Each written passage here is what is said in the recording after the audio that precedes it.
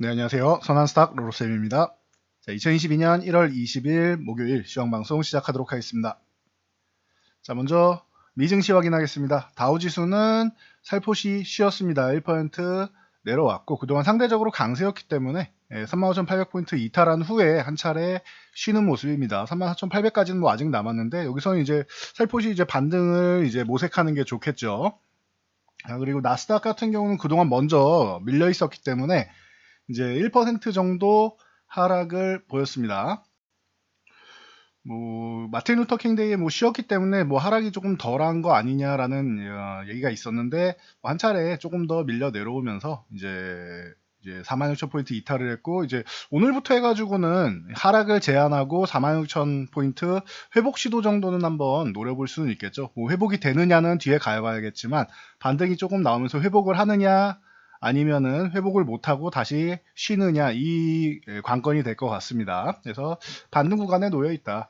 금리 인상 우려 같은 경우는 갑자기 너무 급진적으로 이제 얘기가 나오면서 매파적인 의견이 최고조에 달했죠. 더 이상 이거보다 더 매파적일 수는 없습니다.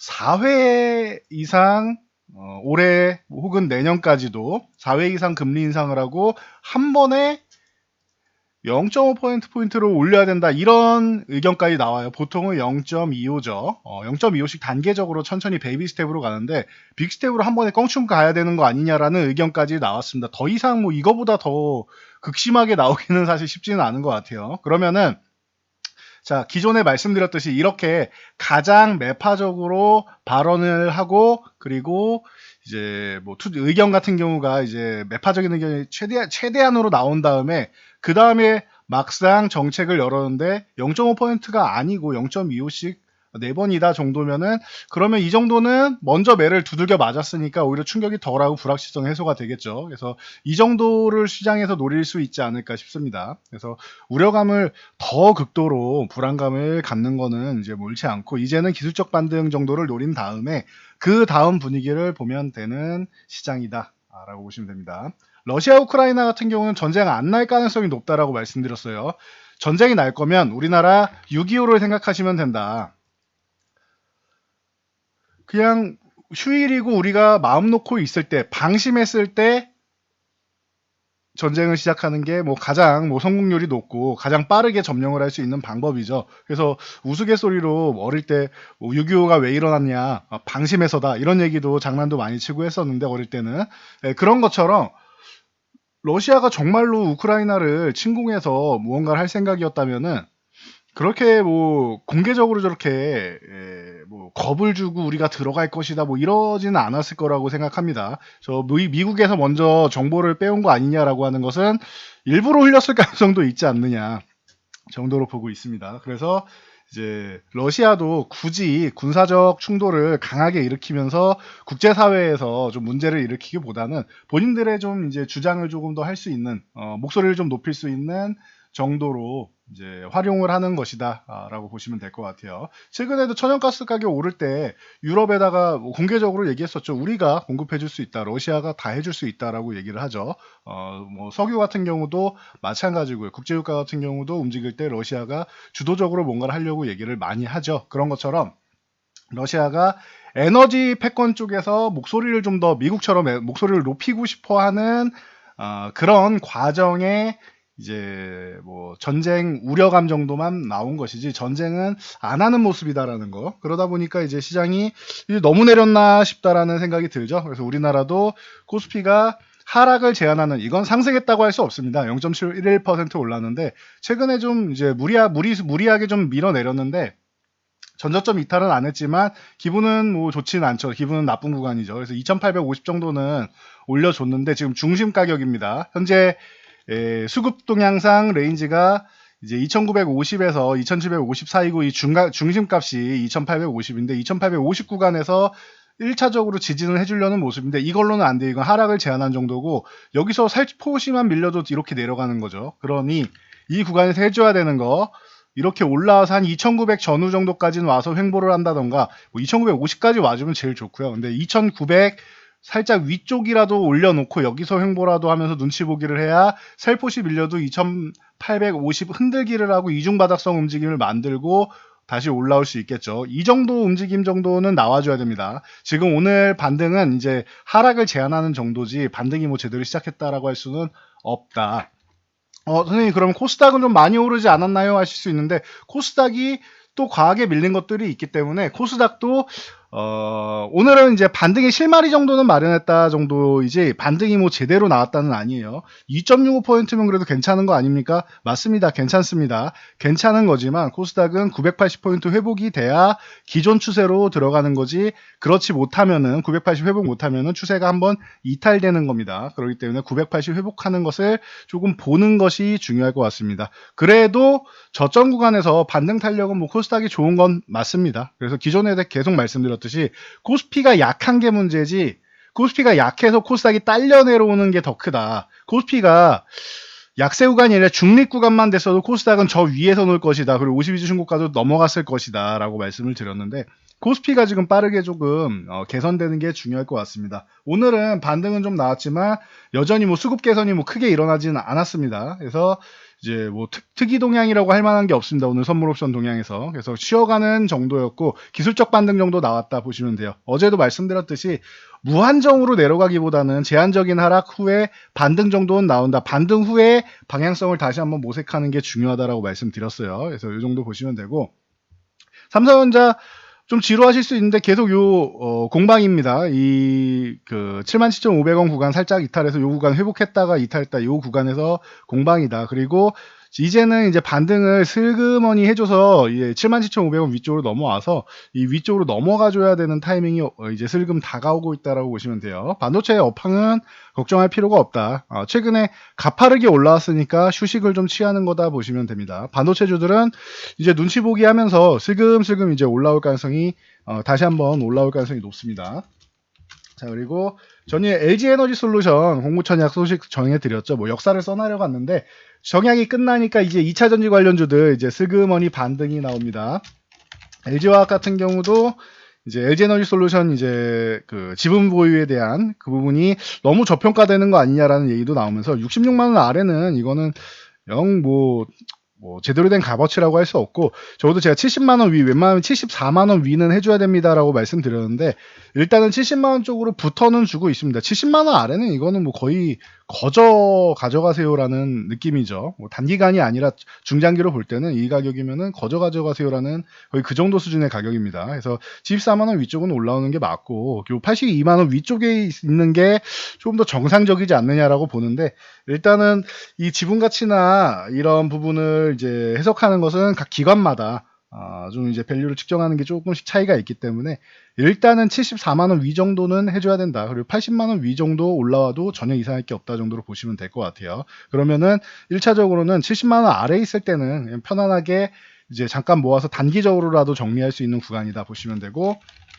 삼성 SDI도 최근에 이제 수급 동향으로 많이 밀려 내려왔죠. 그리고 나서 64만원 저점 형성하고 두 번 정도 흔들기 나오면서 이제 한 달 동안 이 구간에서 머물렀죠. 그리고 이제 반등이 좀 나오기 시작하고 있습니다. 거래량이 아주 크지 않기 때문에 뭐 바로 72만원을 회복하기보다는 위쪽에서 이렇게 뭐 70만원 구에서 뭐 저항도 받고 왔다 갔다 하다가 넘어갈 가능성이 높습니다. 근데 이번 이제 LG에너지솔루션 이제 다음 주에 상장하고 나서 이제 수급 공백이 좀 해소된다라고 하면은 다시금 뭐 이제 배터리 업체들은 뭐 긍정적으로 볼 수 있다 보시면 되고, 에코프로비엠이나 이런 2차 전지 관련주들 전체적으로 최근에 조금 어려움을 겪었음에도 불구하고 이제 시총 1위까지는 올라왔죠. 근데 1위 아직 뭐 완벽하게 뭐 장담할 수 있는 구간은 아닌데, 일단 휴식 구간 이후에 지금은 기술적 반등 정도 생각하시면 돼요. 조금 더 쉬어도 이상할 게 없고, 50만원 구간을 못 넘어가면 이 구간을 50만원 회복 못하면은 여전히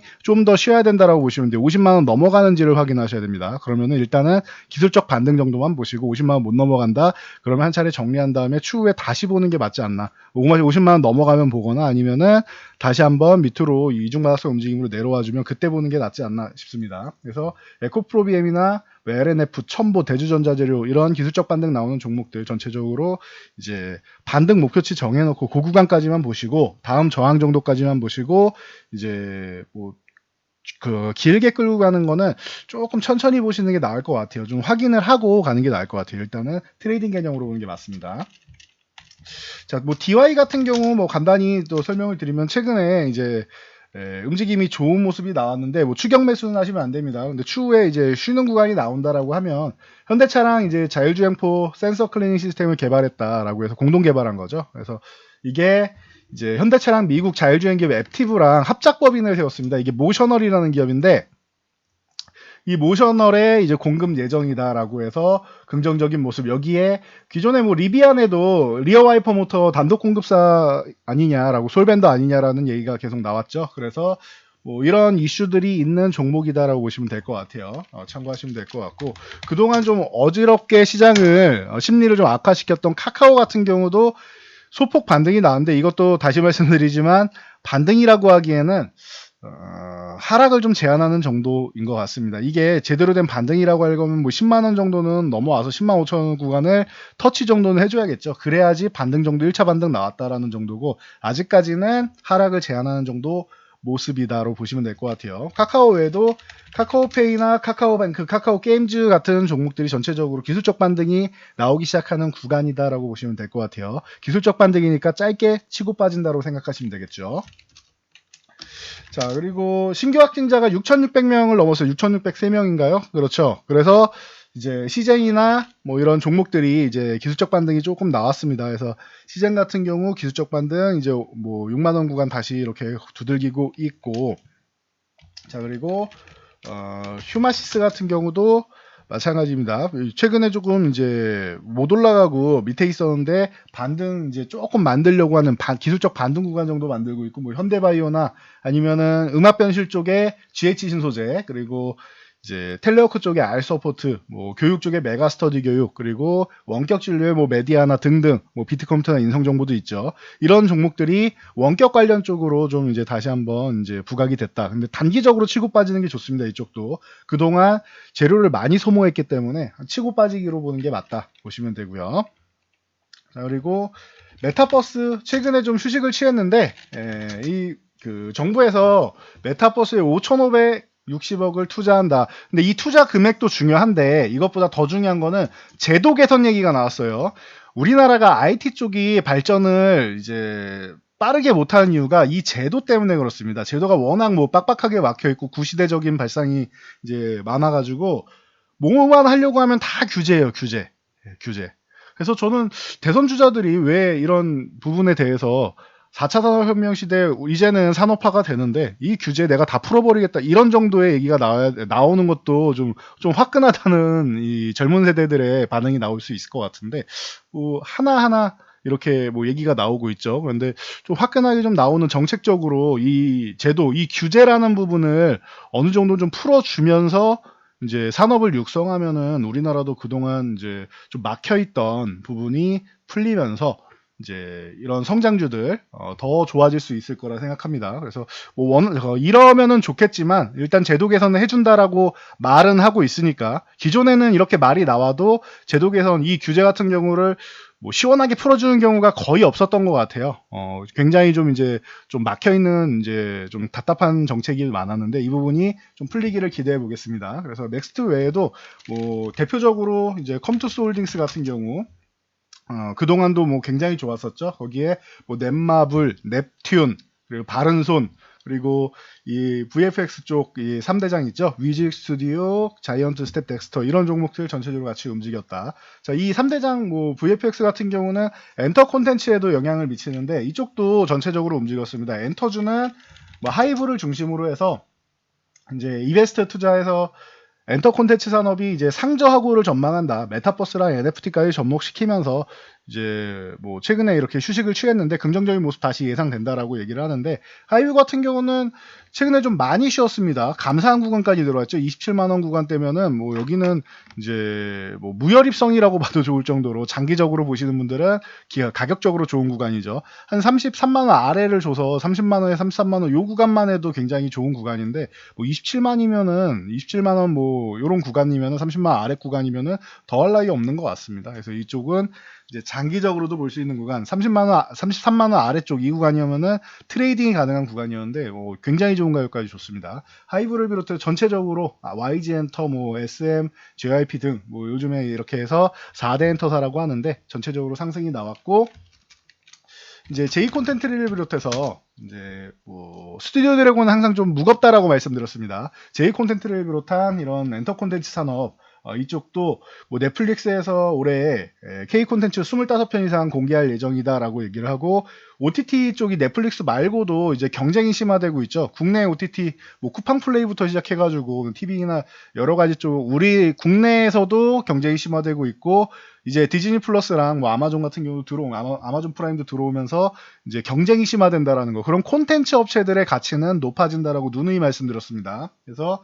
J 콘텐츠리 뭐 쇼박스, 뭐 사마 네트워크스, 뉴 에이 스토리, 초록뱀 미디어, 산타클로스, 이 스튜디오 산타클로스 이런 종목들 전체적으로 여러분들이 좀 중간중간에 보셔야 됩니다. 조정받을 때마다 보시면 될 것 같습니다.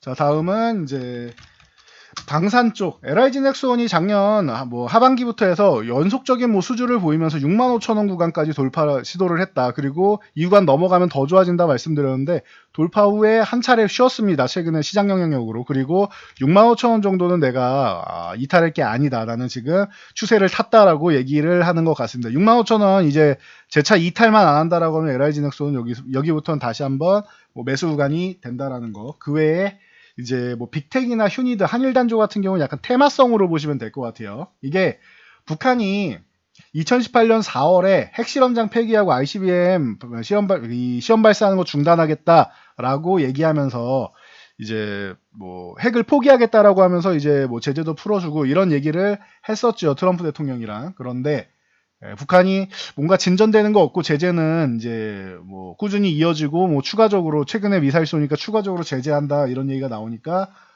그러면은 우리는 핵 개발이랑 미사일 실험 다시 한번 하겠다라는 이런 얘기가 나오고 있어요. 그러다 보니까 방위산업체 이 방산주들이 좀 움직였다 보시면 될 것 같습니다. 그러면은 반대적으로 뭐 신원이라던가 이런 뭐 아난티라던가 이런 종목들은 쉬어야 된다. 이렇게 북한이 도발을 많이 한다라고 하면은 뭐 핵실험 다시 하고 한다라고 하면은 북한하고 뭐 이제 뭐 따뜻한 햇볕 정책은 물 건너가는 게 되죠. 그래서 이번 정권의 이제 마지막 퍼즐 중 하나라고 생각하시는 것 같은데 이 대통령께서 추진하는 종전선언하고는 좀 거리가 먼 얘기가 북한에서는 나오고 있다는 거 참고하시면 될 것 같아요. 만약에 극적으로 이게 북한하고 얘기가 잘 된다라고 하면 좋겠지만 아직까지는 좀 뭐 북한의 얘기도 좀 들어봐야 될 것 같습니다. 우리랑 미국이랑 김칫국만 마시고 있는 거 아닌가 하는 부분에 대해서는 생각해 볼 필요가 있을 것 같습니다.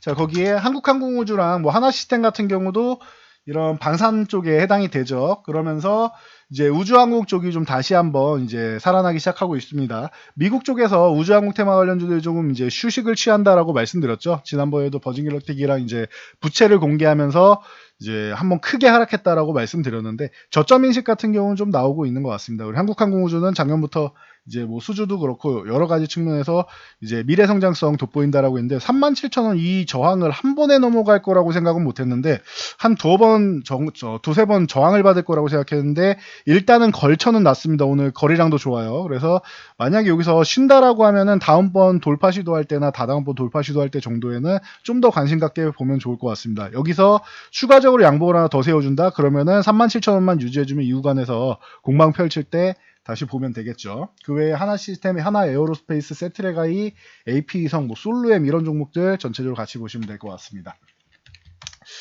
자, HDC 현대산업개발 최근에 이제 우리나라 증시를 눌렀던 좀 안 좋았던 이유 중 하나죠. 건설주 쪽에 슬그머니 살아나고 있는데 찬물을 끼얹었습니다. 이 광주 아이파크 붕괴 사태로 해서 이제 얘기 나오는 게 1년 영업정지 처분 가능성이 있지 않느냐. 지난번 재개발 철거 현장 붕괴 참사에서도 뭐 8개월 영업정지는 받아야 되는 거 아니냐 해서 얘기 나오는 게 지금 총 1년 8개월 영업정지, 신규 수주가 금지되는 거죠. 그러면은 1년 8개월 영업정지 되거나 아니면은 최고 수익 뭐 등록말소 얘기까지 나오는데 등록말소는 뭐 쉽게는 안 나오니까 웬만하면은 잘 안 나올 것 같고 이런 대형사 쪽에는 이렇게 이 영업정지 처분이 어느 정도로 잡히느냐를 좀 봐야 될 것 같습니다. 그룹 총수도 물러나고 하는 판국이니까 이거는 좀 기다려봐야 될 것 같습니다. 그래서 뭐 현대산업개발 뭐 상장 폐지되는 거 아니냐, 거래 정지되는 거 아니냐, 뭐 여러 가지 얘기가 많으니까 건설주는 요 조금 자제하고 기존에도 말씀드렸듯이 GS건설이나 이런 거 올라올 때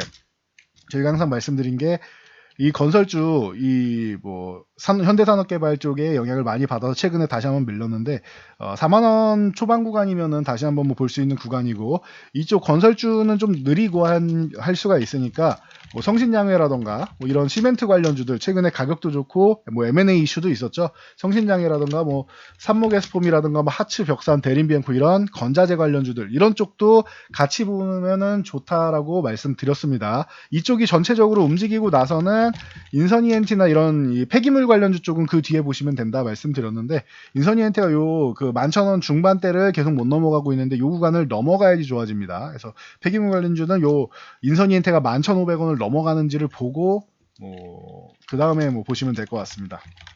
자, 마지막으로 맘스터치 자진 상장 폐지한다라고 합니다. 그러면서 공개 매수를 하겠다라고 했는데 오늘 17 거의 18% 올랐는데, 여기서 이제 더 이상 기대감은 없는 것 같아요. 한 6,200원 정도로 지금 시장에 알려져 있기 때문에 이 공개 매수 가격이 6,130원이면 먹을 게 없죠. 수수료 떼고 세금 떼고 하면은 먹을 게 없습니다. 그러니까 맘스터치는 이제 다시 한번 비상장 회사로 돌아가는구나 정도로 생각하시고, 이제 보유하신 분들은 이제 6,200원 전후 구간에서는 이제 공개 매수한다고 하니까 정리하시면 될 것 같습니다.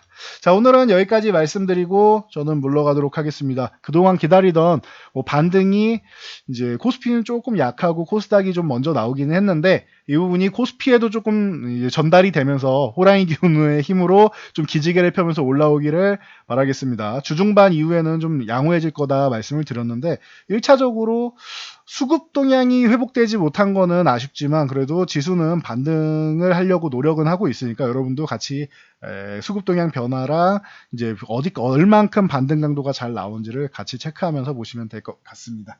전 여기 오늘 영상이 도움되셨다면은 이제 좋아요와 댓글 하나씩 남겨주시고요. 영상 잘 참고해서 모두 안전 투자하시기 바랍니다.